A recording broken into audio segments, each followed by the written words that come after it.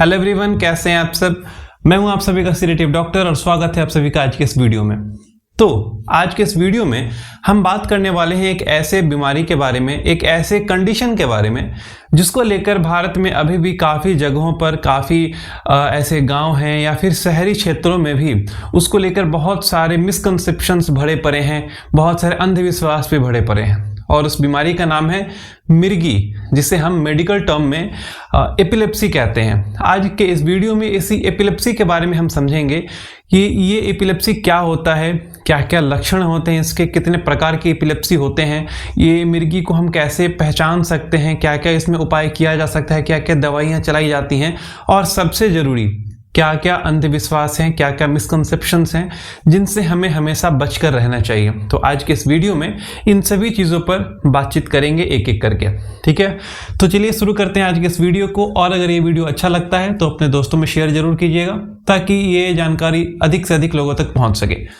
इस एपिलेप्सी को समझने से पहले हम ये समझते हैं कि हमारा जो ब्रेन है, हमारा जो मस्तिष्क है, हमारा जो दिमाग है, उस ब्रेन का अलग अलग रीजन है, अलग अलग क्षेत्र है जो कि हमारे शरीर में अलग अलग काम करने के लिए रिस्पॉन्सिबल होता है। वो मैं बोल रहा हूँ, मैं देख रहा हूँ, मेरे हाथों का मूवमेंट हो रहा है, मैं कुछ सुन पा रहा हूँ, मैं कुछ स्मेल कर पा रहा हूँ, ये सभी का सभी हमारे ब्रेन के कुछ अलग अलग हिस्से हैं। उन सभी का अलग अलग काम बांटा गया है, ठीक है। और वो जो भी हमारे ब्रेन के अंदर काम होता है वो कुछ केमिकल्स के कारण होता है। उन केमिकल्स को कहते हैं न्यूरोट्रांसमीटर्स, जो कि हमारे ब्रेन के अंदर में अलग अलग तरह के सिग्नल्स को प्रोड्यूस करने का काम करते हैं, अलग अलग तरह के सिग्नल्स को ट्रांसमिट करने का काम करते हैं, यानी कि एक जगह से दूसरी जगह पहुंचाने का काम करते हैं। तो इस तरह के बहुत सारे न्यूरोट्रांसमीटर्स हैं। अब अगर हम एपिलेप्सी या फिर आम भाषा में इसे मिर्गी कहते हैं, इस मिर्गी के बारे में अगर हम बात करना चाहें तो यहाँ भी कुछ न्यूरोट्रांसमीटर्स ऐसे हैं जिनका कुछ लेवल इम्बैलेंस होने के कारण हमें ये मिर्गी का दौरा देखने को मिलता है। उस न्यूरोट्रांसमीटर को कहते हैं हम ग्लूटामेट। अब ये ग्लूटामेट क्या होता है, हमारे ब्रेन के अंदर में ग्लूटामेट जो है वो एक्साइटेशन का काम करता है, यानी कि हमें पॉजिटिव फीडबैक देता है, हमें कुछ काम करने के लिए वो एक फीडबैक प्रोवाइड करता है। दूसरे जगह पे एक दूसरा न्यूरोट्रांसमीटर है जो कि उसे बैलेंस करने में मदद करता है। पर जब कभी ग्लूटामेट का ओवर एक्टिविटी होने लगे, ग्लूटामेट जरूरत से ज़्यादा बनना शुरू हो जाए, उसका बहुत ज़्यादा एक्शन होने लगे, किसी भी कारण से हो सकता है वो, तो उस कंडीशन में हमारे ब्रेन में ओवर एक्साइटेशन होता है, यानी कि ज़्यादा सिग्नल्स प्रोड्यूस होने लगते हैं और उसी के कारण हमें बहुत अलग अलग तरह के लक्षण दिखते हैं किसी भी पेशेंट में, और उसे ही हम आमतौर पर मिर्गी या फिर मेडिकल टर्म में एपिलेप्सी या फिर सीजर अटैक कह सकते हैं, ठीक है। अब अगर हम बात करें कि ये कितने तरह के होते हैं, ये जो हमारा एपिलेप्सी है ये अलग अलग टाइप्स के होते हैं, बहुत अलग अलग तरह के होते हैं। ब्रॉडली अगर मैं इसे क्लासिफाई करना चाहूं तो ब्रॉडली हमारे पास दो कैटेगरी है। पहला हमारा पार्शियल सीजर होता है या पार्शियल एपिलेप्सी कहते हैं, और दूसरा जो है उसे हम जनरलाइज्ड एपिलेप्सी कहते हैं। अब इन दोनों में जो सबसे सामान्यतः हमें दिखता है वो है हमारा जनरलाइज्ड एपिलेप्सी, यानी कि एक ऐसा एपिलेप्सी। पहले दोनों में अंतर क्या है वो समझिए। हमारा जो ब्रेन है, हमारा जो दिमाग है, उसके दो हिस्से हम कर सकते हैं, एक हमारा राइट साइड का हिस्सा और एक हमारा लेफ्ट साइड का हिस्सा। अभी राइट साइड का हिस्सा जो है वो हमारे लेफ्ट साइड के बॉडी को कंट्रोल करता है और लेफ्ट साइड का हिस्सा हमारे राइट साइड के बॉडी को कंट्रोल करता है। तो जब कभी भी जो एपिलेप्सी का अटैक आ रहा है, जो ओवर एक्साइटेशन आ रहा है, सिग्नल बहुत तेजी से बढ़ रहे हैं, वो किसी एक तरफ से अगर बढ़ना शुरू हो उसे हम पार्शियल सीजर कहते हैं आम भाषा में। और अगर वो पूरे के पूरे ब्रेन के अलग अलग पार्ट से एक साथ शुरू हो तो उसे हम जनरलाइज्ड एपिलेप्सी कहते हैं। और इन दोनों में जनरलाइज्ड काफी कॉमन है, बहुत सारे पेशेंट्स जनरलाइज्ड एपिलेप्सी के मिलते हैं, ठीक है। अब जनरलाइज्ड एपिलेप्सी में भी अलग अलग सब टाइप्स हैं बहुत सारे, हमारे पास टोनिक क्लोनिक हैं, इस तरह के बहुत सारे अलग अलग टाइप्स के एपिलेप्सी हैं। जो सबसे सामान्यतः पाए जाने वाला एपिलेप्सी है, जो सबसे सामान्यतः पाए जाने वाला मिर्गी है, उसके बारे में अगर हम बात करें तो उसमें क्या सीक्वेंस दिखता है। सबसे पहले एक कंडीशन आता है जिसे हम ऑरा कहते हैं, यानी कि ऑरा में क्या हो सकता है, पेशेंट जो हमारा जो मरीज है, हो सकता है उसकी आंख, जो हमारा आईबॉल है, ये आंख ऐसे ऊपर की तरफ मूव करना शुरू हो जाए, कुछ अजीब सा स्मेल आना शुरू करे पेशेंट को। बेसिकली ये क्या होता है, ये मिर्गी के दौरे का एक शुरुआती स्टेज कह सकते हैं हम। इसके बाद हमें हमारा जो मरीज है उसको दौरा आने वाला है, उसका एक इंडिकेशन मान सकते हैं इसे हम।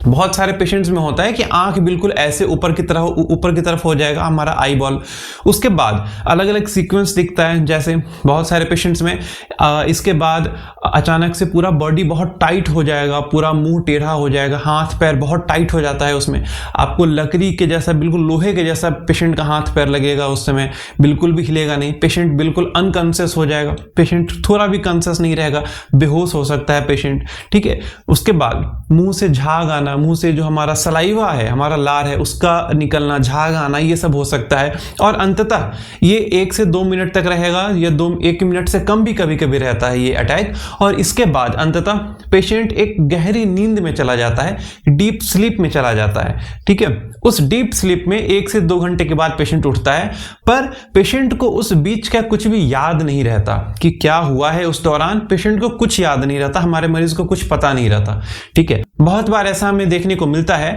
कि हमारा पेशेंट को मिर्गी आया, हमारे मरीज को मिर्गी का दौरा आया, उसका हमारा पेशेंट डीप स्लीप में चला गया, तो घर वाले बहुत सारे लोग पानी छिड़क कर या किसी तरह उसे उठाने का कोशिश करते हैं। ऐसा नहीं करना चाहिए, इस बात को हमेशा ध्यान रखिए। अगर किसी मरीज को मिर्गी का दौरा आ रहा है, आने के बाद अगर वो मरीज डीप स्लीप में चला गया है, तो उसे नहीं जगाना चाहिए, उसे उसका नींद कंप्लीट पूरा करने देना चाहिए, वो खुद उठेगा।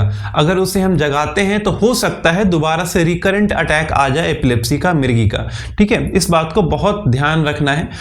इसके साथ अगर पेशेंट को एपिलेप्सी का अटैक आ रहा है, मिर्गी का दौरा आ रहा है, तो हो सकता है कि पेशेंट के मुंह के अंदर, पेशेंट के माउथ के अंदर कुछ इंजरी है, पेशेंट का जीभ कट जाए, पेशेंट के मुंह के माउथ के अंदर का कुछ स्ट्रक्चर कट जाए, ब्लीडिंग आने लगे।